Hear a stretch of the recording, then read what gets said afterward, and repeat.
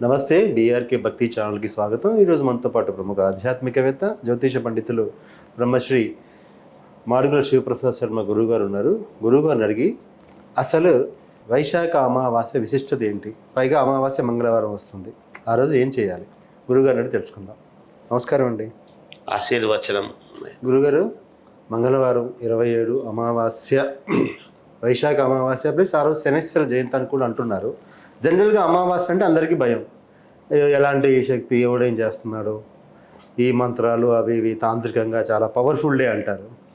అలా ఆ అమావాస్య రోజు మనకున్న దిష్టి దోషాలు మొత్తం పోవాలంటే, మనిషి పైన ఒక ఇంటి పైన ఉన్న అలాంటి దిష్టి దోషాలు పోవాలంటే అమావాస్య రోజు ప్రత్యేకించి ఏం చేయాలి, తంత్రపరంగా చెప్పండి సార్. శ్రీ మహాగణాధిపతయే నమః. ఐం మహాసరస్వత్యే నమః. శ్రీ లలితాంబికాదేవ్యే నమః. ఇక్కడ అమావాస్య 27 మంగళవారము రావటం అనేటువంటిది ఒక విశేషమైతే, ఇక్కడ కృత్తికా నక్షత్రముతో కాస్త సంపూర్ణమవుతుండటం అనేటువంటిది మనము విశేషంగా చూడాలి. ఓకే. అమావాస్య కృత్తికా నక్షత్రము కార్తికేయుడికి సంబంధించింది. మనకు నక్షత్రేష్టిలో కూడా అగ్నిమ్నః పాద కృత్తికాహ అని కృత్తికా నక్షత్రముతోనే ప్రారంభమవుతున్నది నక్షత్రేష్టి. ఇక్కడ ఈ అమావాస్య కృత్తికా నక్షత్రముతో ఎండవుతూ రోహిణి నక్షత్రం వస్తుంది. అమావాస్య కూడా సంపూర్ణం అవుతుంది కాసేపటికి. విశేషం అని ఎందుకంటున్నామంటే, సూర్యుడు ఉదయించినప్పుడు ఏ తిథి అయితే ఉంటుందో అదే ఆ రోజంతా కూడా మనము సంకల్పములో చెప్పుకోవటం. ఈ అమావాస్య చాలా ప్రాధాన్యతతో కూడుకున్నది అని మనం ఎందుకు చెప్పాల్సి వస్తుంది అంటే, ఏమేమి మనకు మేలు జరుగుతుందో నేను ఇప్పుడు చెప్తాను. 100% పంచముఖ ఆంజనేయ స్వామి ఉపాసకుడిగా నేను సుబ్రహ్మణ్య స్వామి యొక్క అనుగ్రహంతో పరిపూర్ణముగా ఇక్కడ తెలియజేస్తున్నది ఏమిటి అంటే, కుజుడి యొక్క ప్రభావం, మంగళవారానికి అధిపతి ఏమిటి? కుజుడు. అలాగే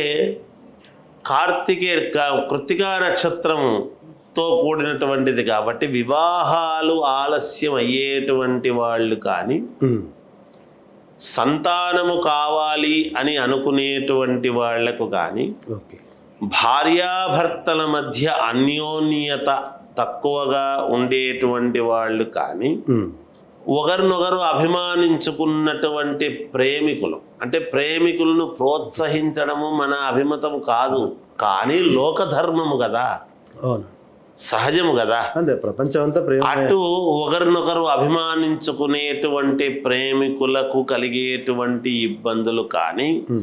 నేను ఎందుకు ఈ మాట చెప్తున్నాను అంటే, ఈ మధ్య ప్రేమికుల మధ్య ఏమవుతుందంటే, ఒక ఆత్మాభిమానం అనేటువంటిది ఒకటి. ఎవరైనా పోట్లాడితే ఇద్దరిలో నేనే ముందు మాట్లాడాలనా అంటే నేనే ముందు మాట్లాడాలనా అనేటువంటి భావనతో ఎడమొహం పెడమొహం అవుతున్నారు.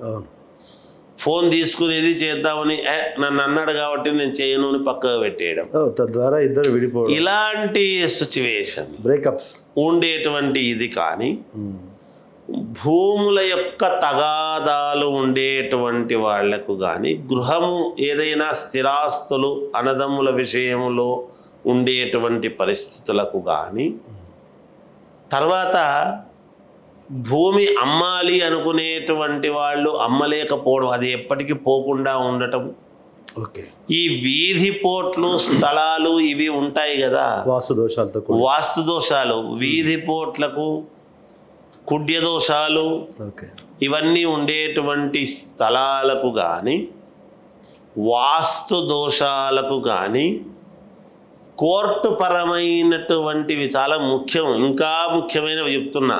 కోర్టు పరమైనటువంటి సమస్యలు కొన్ని కోర్టులో ఉన్నాయి, ఇబ్బంది, ఇరుక్కుంటున్నాము అనేటువంటి బాధతో ఉండేటువంటి వాళ్లకు కానీ, కుజుడి యొక్క ప్రభావమే కాబట్టి పోలీసు కేసులు, ముఖ్యంగా పోలీసు కేసులు అవుతాయేమో అనేటువంటి భయోత్పాతముతో ఉండేటువంటి వాళ్ళ యొక్క ఇది కానీ బాగా చెప్తున్నా నేను, అవును, రుణం, అప్పుల బాధలతో, అప్పుల బాధలు, నాకు అనుకోకుండా ఇన్ని అప్పులు చేసినాను. ఎవరూ కావాలని అప్పులు చేయరు. ఓకే, ఒక్కొక్కసారి కొంతమంది అదే పనిగా అప్పు చేసి నన్నేం చేసుకుంటారులే, ఎగరగొట్టి నేను పోతే నన్నేం చేస్తారులే అనుకునేటువంటి వాళ్ళ విధానం వేరు.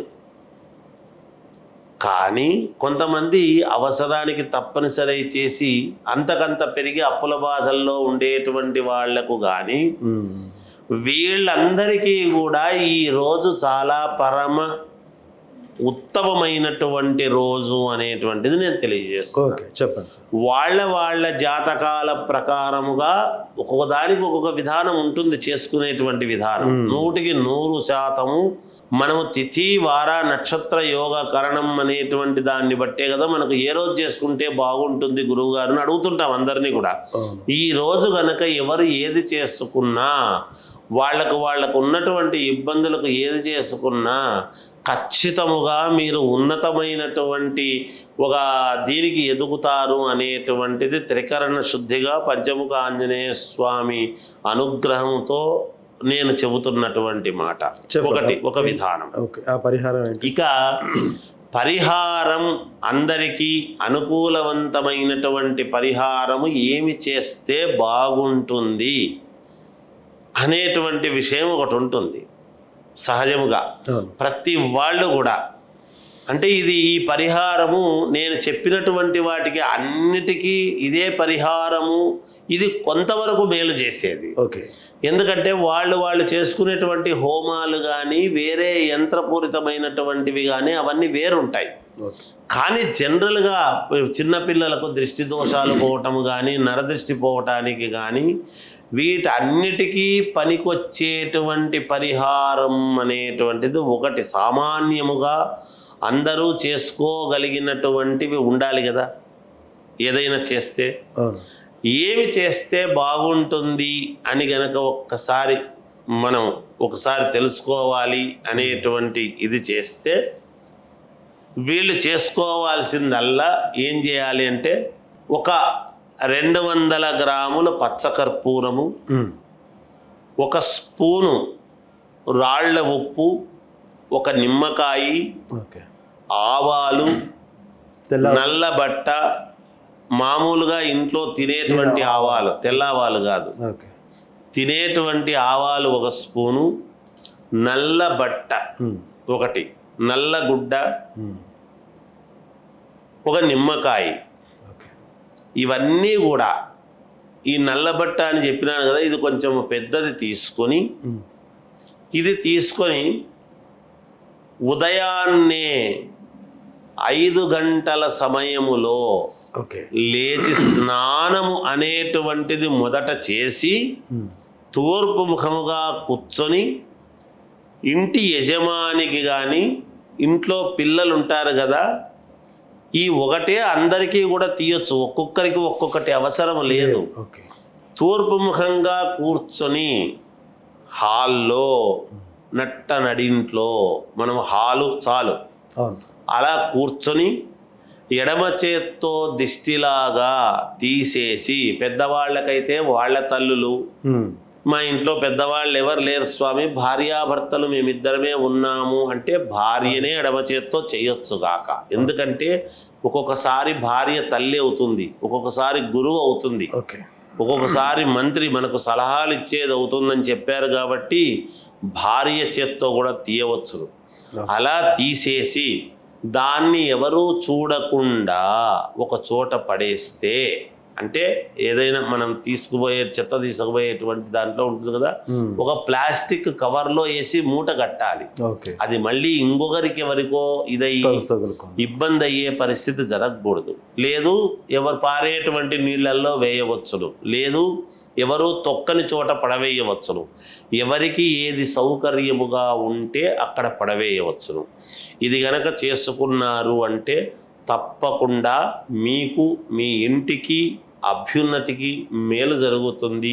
ఆ దోషం ఇప్పుడు వివాహం కావాల్సినటువంటి వాళ్లకు ఈ ప్రయత్నం చేయండి, ఉద్యోగం రావాల్సినటువంటి వాళ్లకు ఈ ప్రయత్నం చేయండి, ఒక పొలం అమ్ముడు పోవాలి అనుకునేటువంటి వాళ్లకు పొలము దగ్గరికి పోయి పొలానికి ఈ పని చేసి అక్కడ పడేయండి పక్కన, ఆ పని చేయండి, ఇలాంటివి మీరు చేసినారు అంటే తప్పకుండా మీకు మేలు జరుగుతుంది. మీకు చేసి చూడండి, మీకే తెలుస్తుంది. ఒకటి, ఇంకా కొన్ని మాకు బలంగా ఉన్నాయి అనేటువంటి వాళ్ళది వాళ్ళ నక్షత్రము జాతకము ఒక్కసారి చూసుకొని ఆ రోజు విశేషముగా చేసుకునేటువంటి పూజలు కనుక చేసుకున్నారు అంటే మీకు మేలు జరుగుతుంది. మీకు నచ్చిన వాళ్ళ దగ్గర, మీకు అనుకూలమైనటువంటి అయ్యగారుల దగ్గర చేసుకోండి. లక్షణంగా వాళ్ళని అడిగి మేలు జరుగుతుంది అని నేను తెలియజేస్తూ జయోస్తు. చాలా చక్కగా తెలియజేశారు సార్. నిజంగా అంటే అమావాస్య రోజు అన్ని సమస్యలకి ఎక్కువ ఖర్చు లేకుండా ప్రతి సామాన్యులకు పనికొచ్చే చాలా మంచి పరిహారం తెలియజేశారు సార్. ధన్యవాదాలండి. జయోస్తు.